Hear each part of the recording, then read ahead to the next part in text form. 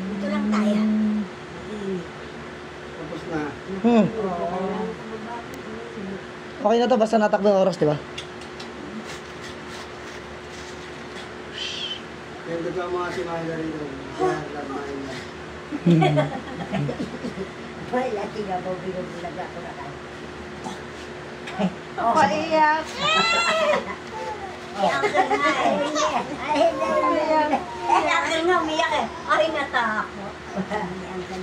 Hindi nakilala si Uncle. Natakot sa limaw. Sabi sa'yo.